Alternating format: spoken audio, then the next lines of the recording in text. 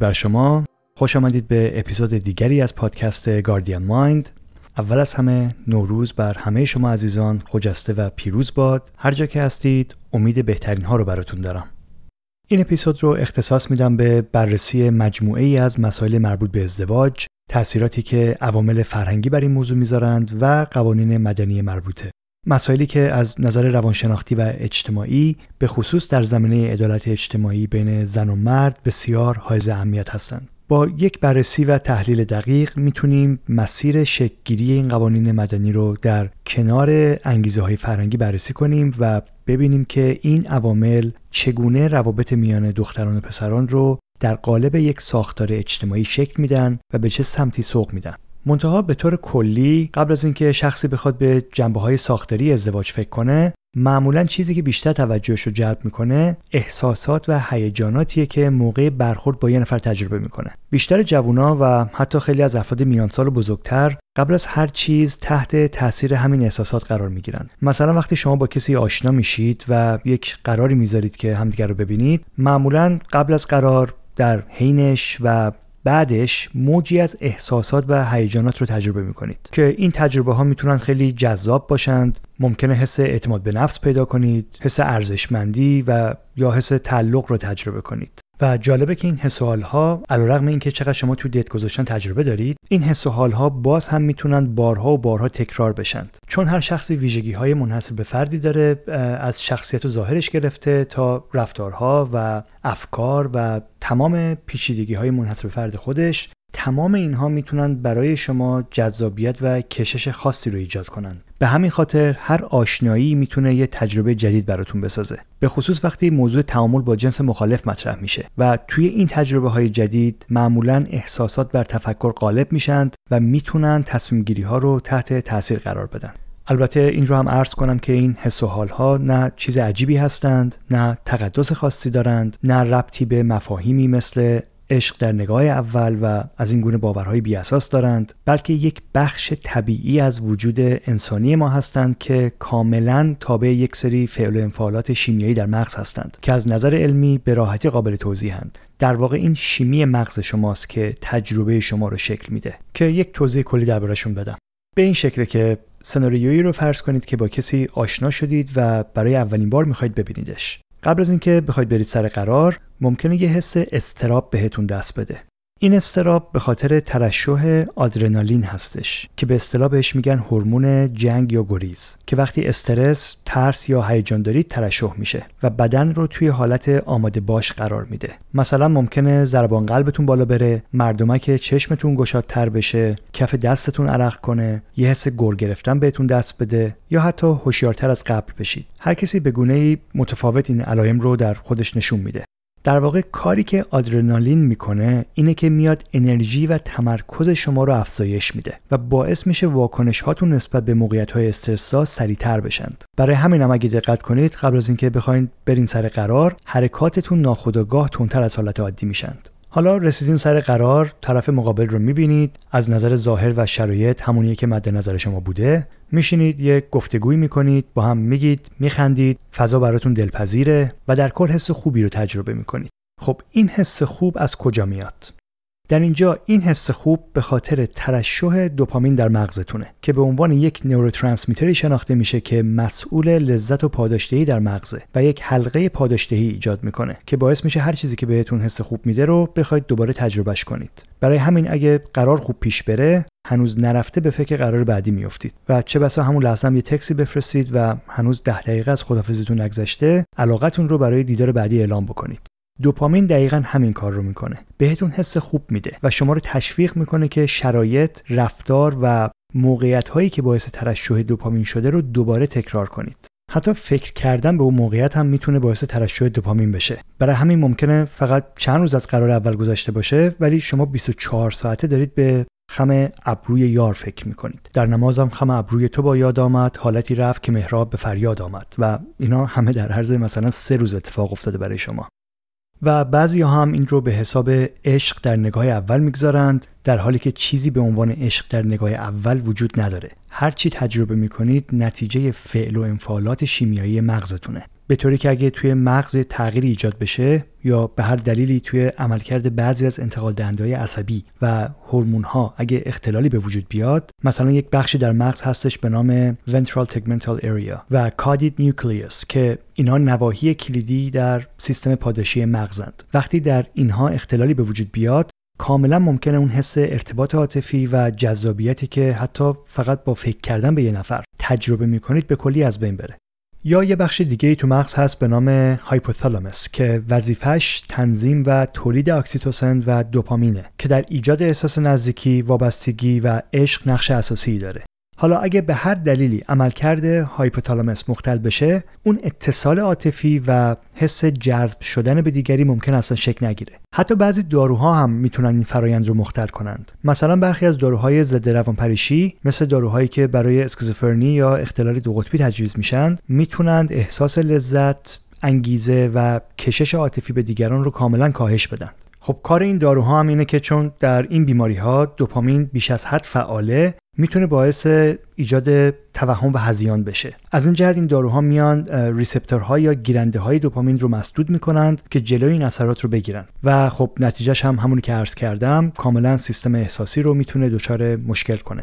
البته این رو هم در پرانتز عرض کنم که اثرات این داروها بستگی به نوع دارو، دوز مصرفی و شرایط فردی هم داره. داروهای نسل اول ضد روانپریشی معمولاً تاثیرات بیشتری روی کاهش انگیزه و احساسات میذارن، در حالی که داروهای نسل دوم ممکنه این عوارض رو کمتر داشته باشند. اما در هر صورت برای بعضی افراد این داروها میتونن احساسات رو متعادل‌تر کنند و کیفیت زندگیشون رو بهتر کنند، در حالی که در بعضی افراد دیگه ممکنه باعث مشکلاتی که عرض کردم بشن. بنابراین در مجموع وقتی از دیدگاه علمی به این موضوعات نگاه کنیم، میبینیم که تمام این حس و حالاتی که تجربه میکنیم، این عشقی که برخی ها خیلی هم مقدسش میدونند، چیزی جز فعل و انفعالات شیمیایی مغز نیست. حالا چه بخواد عشق به دوست دختر یا دوست پسرتون باشه، چه بخواد عشق به همسرتون باشه، چه به مادر باشه، چه بخواد عشق به خدا باشه، این نوروترانسمیترها هیچ تبعیضی به این که شما به چی عشق می‌ورزید ندارن و با یک سری تغییرات در بخشی از مغز میتونند کاملا کاراییشون رو از دست بدن.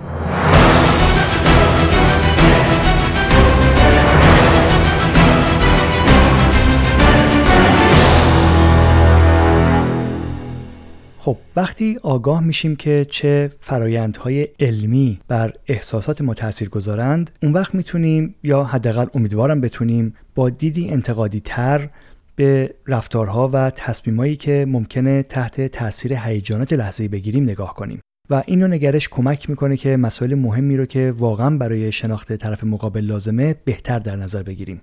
حالا وقتی رابطه به سمت ازدواج پیش میره، اهمیت این موضوع بیشتر هم میشه، چون در این مرحله دیگه فقط با یک مسئله فردی، احساسی یا عاشقانه روبرو نیستیم، بلکه ازدواج یک بعد اجتماعی هم پیدا میکنه. این موضوع به خصوص در ایران و در جامعه ایرانیان خارج از کشور با توجه به غالب بودن فرهنگ شرقی بیشتر به چشم میاد، چون ازدواج تا حد زیادی رویکرد جمع محور داره در جامعه ما. یا خود من همیشه میگم ازدواج در جامعه ما رویکرد قبیله‌ای داره، به این معنی که در فرهنگ و جامعه ما ازدواج صرفاً بین دو فرد نیست، بلکه به شدت تحت تاثیر تصمیمات و معیارهای خانوادگی، طبقاتی، قومی، سنت‌ها و شبکه‌های اجتماعی هستش. البته پسرها و دخترایی هم هستن که تصمیم میگیرن از این سیستم فاصله بگیرند و به اصطلاح یک خانواده هسته‌ای رو، نیوکلیر فامیلی رو تشکیل بدن، یعنی پدر، مادر، پدر بزرگ و مادر بزرگ و اینا همه نقش ثانویه پیدا میکنند. اما در جامعه ما این گونه ازدواج‌ها در اکثر اوقات از حمایت خانواده برخوردار نیست و قوانین حاکم بر این موضوع هم کاملا با همون اصول قبیله‌ای هم‌ترازند. بنابراین جوانایی که قصد ازدواج دارند باید این واقعیت فرهنگی و اجتماعی ما رو قبول بکنند، آگاهی کافی نسبت به قوانین و سنت‌هایی که ممکنه نگاه قبیله‌ای رو تقویت کنه پیدا بکنند و تا زمانی که این قوانین و فرهنگ غالب تغییر کنه باید بر چگونگی مدیریتش متمرکز بشن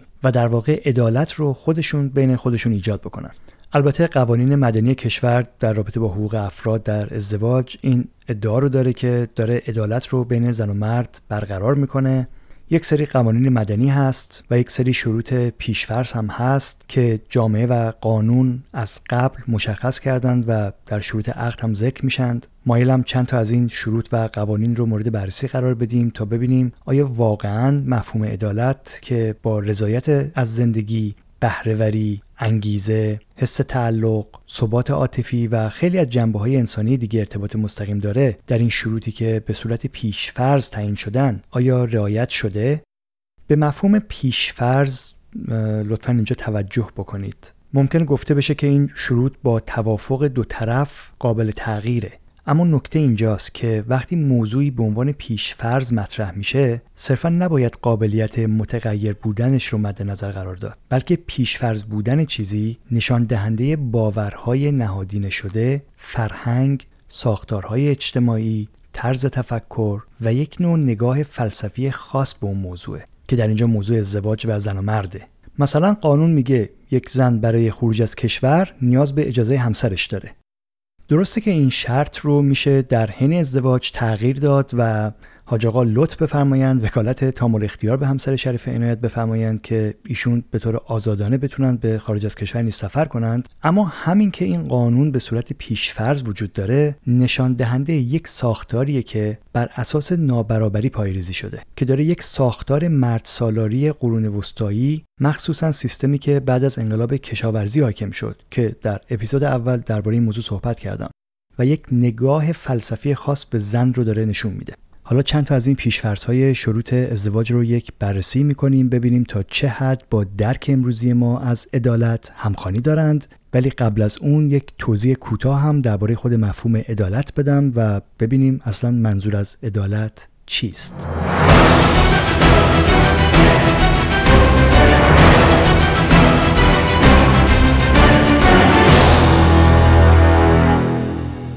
وقتی به عدالت فکر می‌کنیم دو موضوع خیلی سریع میاد به ذهنمون.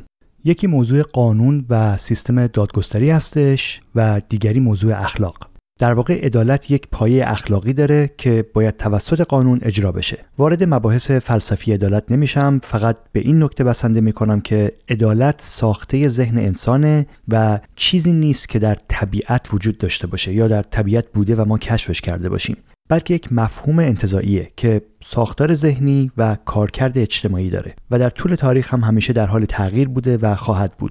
مثلا شما به سنت ساتی در هند نگاه کنید. بین قرون 17 تا 19 اینا چی کار میکردن؟ وقتی شوهر یک زن میمرد، زنها رو مجبور میکردن تا خودشون رو آتیش بزنن. یا در خیلی از موارد خود زنها به طور داوطلبانه و به عنوان یک عمل اخلاقی این کار رو انجام میدادن و به عنوان فداکاری، وظیفه مقدس و یک عمل اخلاقی این کار تلقی میشد. یا در بسیاری از جوامع در قدیم، آدمخواری، قربانی کردن انسان، اینا جزء پایه‌های اخلاقی و رسم و رسومات اون جوامع بوده که وقتی امروز بهشون نگاه میکنیم نمیتونیم به جز جنایات بشری و اخلاقی که هیچ نشانه‌ای هم از عدالت درشون پیدا نمیشه ازشون یاد کنیم. این مثال‌ها و امثال این مثال‌ها که بسیار زیاد هم هستند نشون میده که اخلاق یک موضوع مطلق و ثابت نیست و محصول ساختار اجتماعی و بافت فرهنگیه و فقط هم بین انسان‌ها مطرحه. شما اگه با یه شامپانزه یا هر موجود پریمیتیو دیگه‌ای در رابطه با عدالت صحبت بکنید، حتی اگه معجزه‌ای هم صورت بگیره و زبان شما رو بفهمند، هیچ درکی از مفهوم عدالت نخواهند داشت. بنابراین عدالت یک موضوع پلورالیستی هستش که باید فرهنگ، سنت و تاریخ رو در ارتباط با موضوعی که در موردش داریم صحبت می‌کنیم در نظر بگیریم. حالا با این پیش زمینه کلی، عدالت در ازدواج رو میشه به این شکل مطرحش کرد که در یک رابطه هر دو نفر باید از حقوق و مسئولیت‌های برابر برخوردار باشند و در این برابری حقوق و مسئولیت‌ها نه تنها دو نفری که با هم در ارتباط هستند باید این برابری رو برای همدیگه ایجاد کنند، قانون هم باید قوانین و شروط برابری رو برای هم زن و هم مرد پایه‌ریزی کرده باشه. زن و مرد یک سری وظایفی نسبت به همدیگه دارن. مثلا در تصمیم گیری ها، کارهای منزل، تربیت بچه ها، حمایت عاطفی که از همدیگه میکنن، پیش بردن اهداف مالی، در تمام اینجور مسائل باید با هم همسو و هم هدف باشن و به تناسب درشون نقش داشته باشن. به استقلال و رشد فردی همدیگه احترام بگذارند، به این معنی که هر کسی در رابطه حق داره که پیشرفت کنه، توانایی‌هاش رو شکوفا کنه و طرف مقابل هم باید این رو درک کنه و حمایت کنه. به ویژه در زمینه ازدواج وقتی موضوع قدرت مطرح میشه، نقش قانون در ایجاد بستری برای عدالت بسیار اهمیت پیدا میکنه.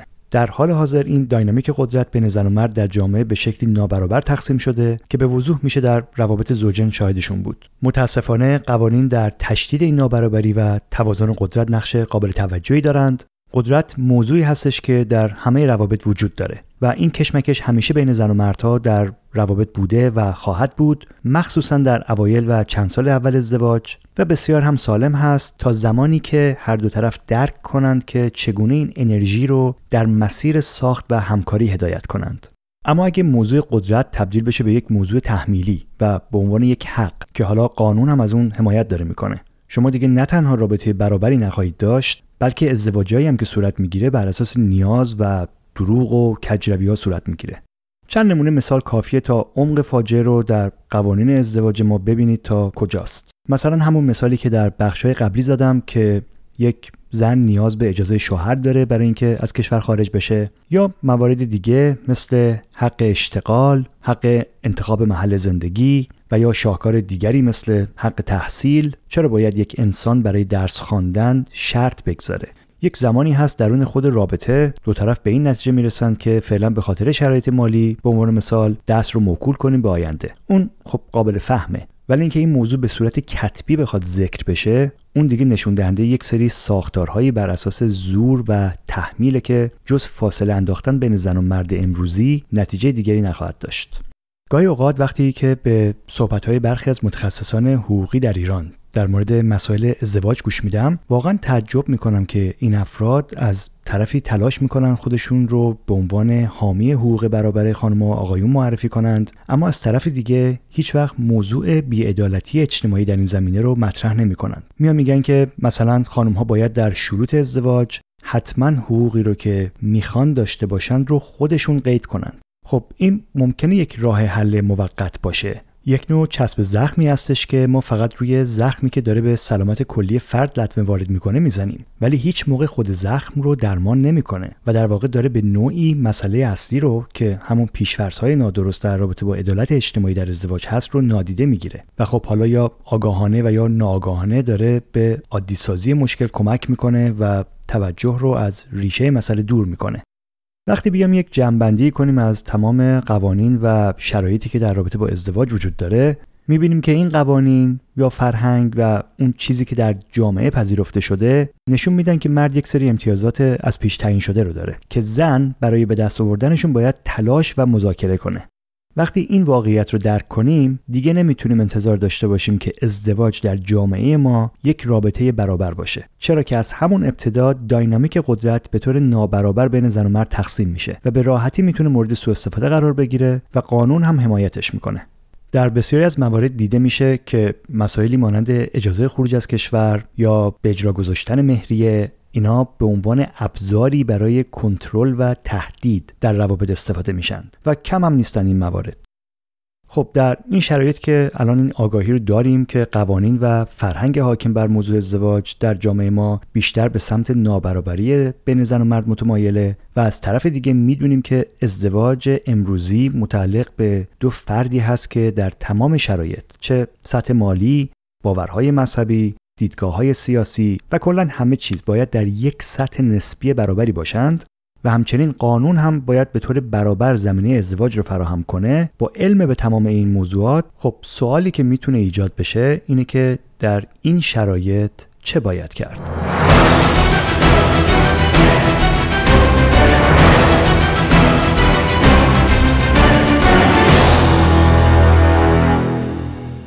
خیلی از جوان‌ها به موضوع ازدواج به عنوان یک موضوع قانونی یا قراردادی نگاه نمی‌کنن. ازدواج رو یک پیوند عاشقانه‌ای می‌بینن که باید بر اساس توافق دو طرف صورت بگیره و معمولاً هم میگن ازدواجی که بخواد بهش به عنوان قرارداد نگاه بشه، ارزش وارد شدن بهش رو نداره. خب این دیدگاه بسیار درسته و در دنیای امروز غیر از این هم اصلاً نباید باشه. شاید اگه کسی این حرف رو در قرون وسطا میزد، با عکس‌العمل‌های جدی خانواده و جامعه روبرو میشد و عواقب خوشایندی هم براش نداشت. ولی در دنیای امروز فاکتور برابری و عشق رو برای شروع و تثبیت روابط زناشویی کاملا میشناسیم و قبول داریم و لازمه. اما همچنان این رو هم نباید در رابطه با ازدواج فراموش کنیم که ازدواج یک قرارداد اجتماعیه. به این معنی که در طبیعت چیزی به نام ازدواج وجود نداره. ما انسان‌ها ساختیمش چون به روند رشدمون در طول تاریخ کمک کرده. ازدواج باعث تنظیم روابط جنسی شده، باعث حفظ نظم اجتماعی شده، یک سیستمی بوده که درش ارث، مسائل مالی، موضوع قدرت و تضمین تداوم هنجارهای اجتماعی سازماندهی شدن. حالا درسته که از یک جایی به بعد در تاریخ ما به این نتیجه رسیدیم که باید چاشنی توافق و عشق رو نیز در این نهاد ساخت بشر در نظر بگیریم. اما نباید فراموش کنیم که دلیل اصلی ایجاد این مکانیزم اجتماعی یعنی ازدواج صرفاً به مسائل شخصی محدود نمیشه. ممکنه شما بفرمایید که مثلا من اصلا قصد ندارم وارد این بازی بشم و اساساً موضوع ازدواج به عنوان یک موضوع اجتماعی برای من اهمیتی نداره و میخوام فقط با یکی وارد رابطه‌ای بشم که همدیگر رو دوست داشته باشیم بدون اینکه به مسائل مربوط به حقوق، کنترل روابط جنسی و سایر موضوعات اجتماعی اون فکر بکنیم. خب اون یک بحث دیگه است که قطعاً از طرف خانواده و جامعه همون نتایجی رو خواهید دید که در قرون وسطا و در زمانی که بحث عشق مطرح شد حاصل شد. اما اگر بخواید برچسب ازدواج رو داشته باشید بدون در نظر گرفتن مسائل حقوقی و اجتماعی اون قطعاً آسیب خواهید دید. مخصوصاً وقتی در جامعه و فرهنگی زندگی می‌کنید که موضوع قدرت همونطور که در بخش قبلی عرض کردم به طور نابرابر بین زن و مرد تقسیم شده که میتونه به راحتی در زندگی زناشویی مورد سوء استفاده قرار بگیره و متاسفانه شما به عنوان یک خانم در این زمینه‌ها حمایت برابر قانونی به صورت پیش‌فرض رو ندارید که این مسئله میتونه چالش‌های بسیار زیادی رو براتون ایجاد بکنه. و دقیقاً همینجاست که تصحیح شروط ازدواج مطرح میشه. تا زمانی که این قوانین به طور ساختاری اصلاح نشند این شروط باید بین دو نفری که قصد دارن وارد رابطه قراردادی و توافقی ازدواج بشند مطرح و درباره‌شون صحبت بشه و اصلاً هم کم و زیاد کردن شروط رو به حساب این نگذارید که دارید برای هم اول رابطه تعیین و تکلیف میکنید و این موضوع بهتون حس بد بده و فکر کنید از رابطه احساسی داره دورتون میکنه. اصلاً این گونه نیست. اتفاقاً این موضوع میتونه اولین قدمی باشه که شما به عنوان دو دوست و دو یار دارید به منظور تقسیم قدرت بین خودتون و ایجاد برابری بین خودتون برمی‌دارید که در کنار اون اتفاقاً یک قدم بسیار مؤثر و مهم اجتماعی هم هستش که میتونه در آینده برای ایجاد اصلاحات در مسیر برابری حقوق ازدواج بین زن و مرد بسیار مؤثر باشه. نکته‌ای هم که باید در زمینه تغییر در شروط ازدواج بین خودتون دو نفر بهش توجه کنید اینه که موضوع عدالت رو فراموش نکنید. هدف از اصلاح این شروط ایجاد عدالت و برابری بین خودتون هستش و نباید به عنوان وسیله محسوب بشه که بخواید از طریقش طرف مقابلتون رو کنترل کنید یا به قولی پایبند کنید. چون این رو من میشنوم کم و بیش از بعضی از دختر خانم ها که توجیهشون برای مهریه های بالا اینه که کسی رو که به اصطلاح عاشقشون هستند رو بتونن نگهش دارند. در واقع توجیهشون اینه که مهریه بالا میتونه باعث پایبند شدن اون شخص در رابطه بشه.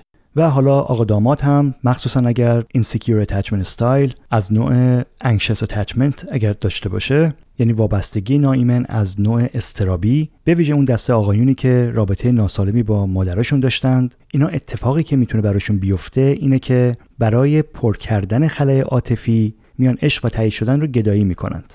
به محض اینکه با کسی آشنا میشند و کشش جنسی اولیه رخ میده، در ذهنشون شروع به ایدئال سازی از طرف مقابل میکنند و نیازهای عاطفی برآورده نشده خودشون رو از طریق حضور فیزیکی یک دختر که در واقع یک منیفستیشن و تجسمی از مادرشونه رو بخوان جبران بکنند.